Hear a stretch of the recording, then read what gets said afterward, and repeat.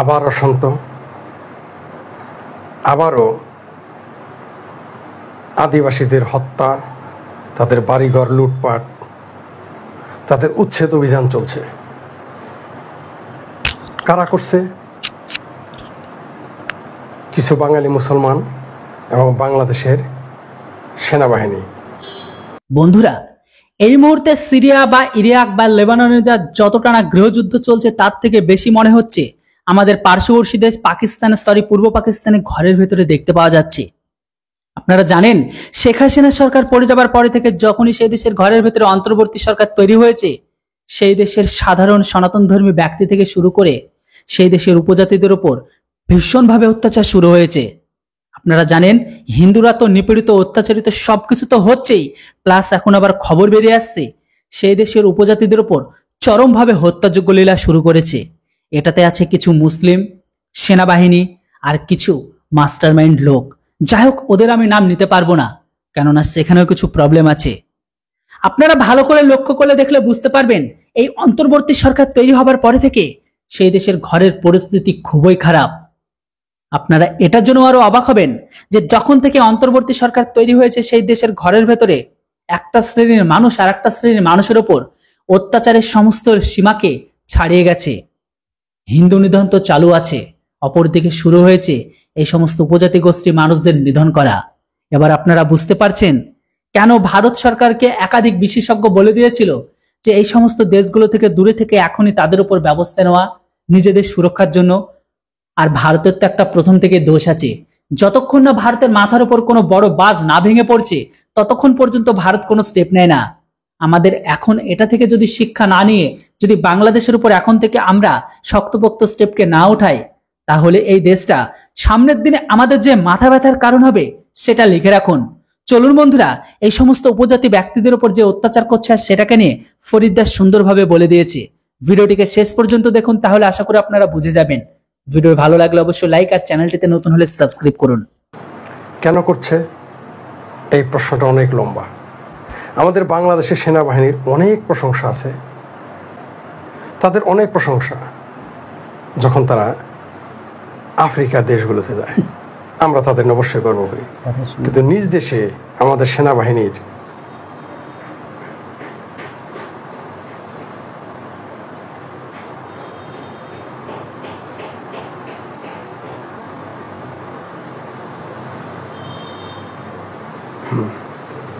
আমাদের সেনাবাহিনীর এত সুনাম বিদেশের মাটিতে, কিন্তু দেশের মাটিতে তারা কেন এত পাশবিকতা দেখাচ্ছে, কেন এত হিংস্রতা দেখাচ্ছে? এই প্রশ্নটা আমাদেরকে বারবার সামনে আনে, কিন্তু এর কোনো সদুত্তর নেই। আর পাহাড়িদের ওইখানে সেটেলারদের কেন নিয়ে যেতে হবে? এটা একটা পরিকল্পিত উদ্দেশ্য নিয়েই তারা এখানে গিয়েছিল, সুউদ্দেশ্য নিয়ে না। বাঙালিদের ওইখানে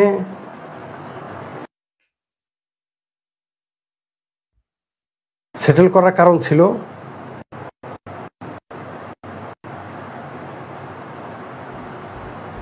যাতে পাহাড়িদের দ্রুত উচ্ছেদ করা যায়, তাই না? এছাড়া তো কোনো কারণ নাই। সমতলে একদিকে সংখ্যালঘুদের উপর নির্যাতন, খুন, হত্যা, ধর্ষণ, উচ্ছেদ, ঠিক আছে?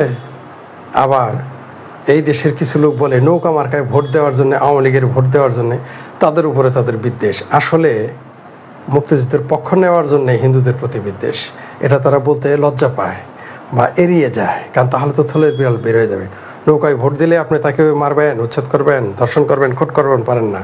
আর এই যে পাহাড়ি বেলায় তো এই পাহাড়িদের বেলায় কিন্তু আপনাদের এই লেম এক্সকিউজ আর খাটতেছে না। কারণ কি? কারণ পাহাড়িরা অধিকাংশই আওয়ামী লীগ করে না, পাহাড়িরা অধিকাংশই নৌকা মার্কায় ভোট দেয় না, পাহাড়িরা অধিকাংশই সিংহবাম হয়, পাহাড়িরা অধিকাংশই সেকুলার হয়, তবে আওয়ামী লীগের হয় না, বিএনপিরও হয় না, কিন্তু তারা আওয়ামী লীগের হয় না। তারা ওই যে বেশিরভাগ দেখবেন সিংহবাম হয়ে যায়, এদের ভাষা দেখবেন সিংহবামের মতো হয়ে যায়।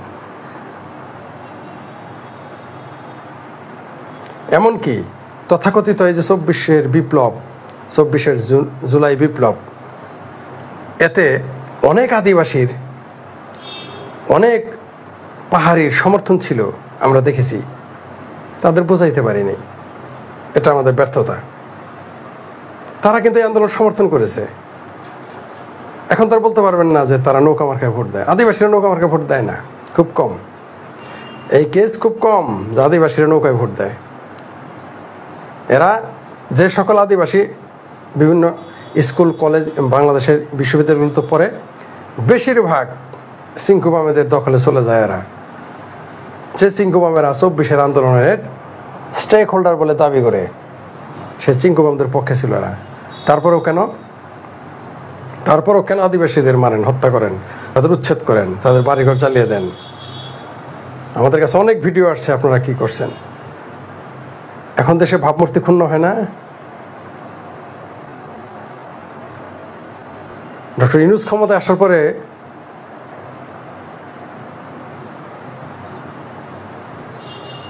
অনেকেই ভেবেছিল যে এখন দেশে অন্তত আদিবাসীদের উপর হামলা হবে না। কিন্তু যেদিন সেনাবাহিনী নেমে গেছে, ওই দিন যদি বলতাম তাহলে তো আপনারা আমাকে কেস লাগিয়ে দিতেন। সেনাবাহিনী যখনই নামছে তখনই জানতাম এই ধরনের ঘটনা ঘটবে।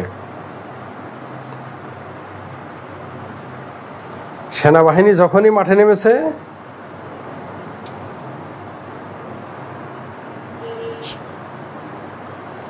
তখনই বুঝেছি যে এত তাড়াতাড়ি হবে তা ভাবিনি। আমি ভাবছি অন্তত 7 দিন, 10 দিন, 15 দিন লাগবে, কিন্তু এত তাড়াতাড়ি আদিবাসীদের উপর হামলা করবেন এটা ভাবিনি। কতজন লোক মারা গেছে? যারা আওয়ামী লীগকে ফ্যাসিস্ট বলে গালি দিলেন, ছাত্র হত্যা করলো, এই করলো, সেই করলো, বলেন তো গতকাল সন্ধ্যা থেকে এই পর্যন্ত কতজন লোক মারা গেছে বলেন? কতজন আদিবাসীকে হত্যা করা হয়েছে? আপনাকে অধিকার কে দিল? এতগুলো মানুষ মেরে ফেললো। সকালে 10টার মধ্যে শুনছি 67 জন মারা গেছে। সকালে আমার কাছে যে নিউজ আসছে, সকালে সেটা 67 জন মারা গেছে বলে শুনেছি। এখন তারা বেড়েছে। শুধু তাই না, সংখ্যালঘুদের, এই আদিবাসী সংখ্যালঘুদের বাড়ি ঘর আক্রমণ করা হচ্ছে বেছে বেছে। রাঙামাটি, খাগড়াছড়ি তো থাকলোই, ঢাকাতে যারা বাস করে তারাও এখন চিন্তিত, যারা অন্য জায়গায় বাস করে তারাও চিন্তিত। আমি বারবার আপনাদের বলেছি যে এই দেশটাকে একটা সংখ্যালঘু শূন্য করার প্ল্যান, এটা একটা প্ল্যান, মাস্টার প্ল্যান। নাহলে জিয়াউর রহমান বেছে বেছে ওইখানে আর্মি পাঠাবে কেন? বেছে বেছে ওইখানে আর্মি পাঠাবে কেন? বহু আগে থেকেই প্ল্যান।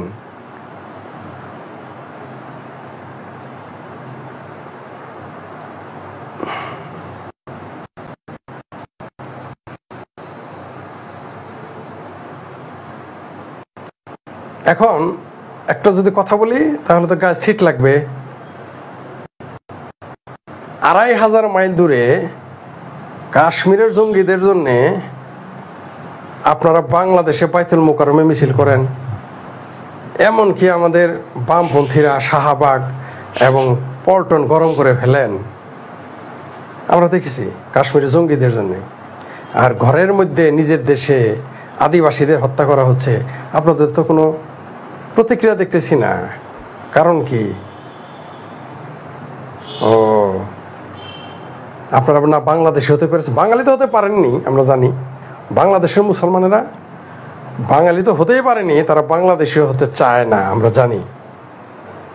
শুনছেন না, জাতীয় সঙ্গীত পরিবর্তন করবে, 2 দিন পরে বাংলাদেশ নামটা পরিবর্তন করবে। ঠিক যে কারণে জাতীয় সঙ্গীত পরিবর্তন করতে চায়, ওই কারণে বাংলাদেশ নাম পরিবর্তন করবে। রবীন্দ্রনাথ নাকি এই গান লিখেছে, তাই এটা চলবে না, এই জাতীয় সঙ্গীত বাতিল। রবীন্দ্রনাথ, বাংলাদেশ নামটা তো রবীন্দ্রনাথের দেয়া, তাই বাদ দিবেন বাংলাদেশ? যাই হোক, সেটা অন্য বিষয়।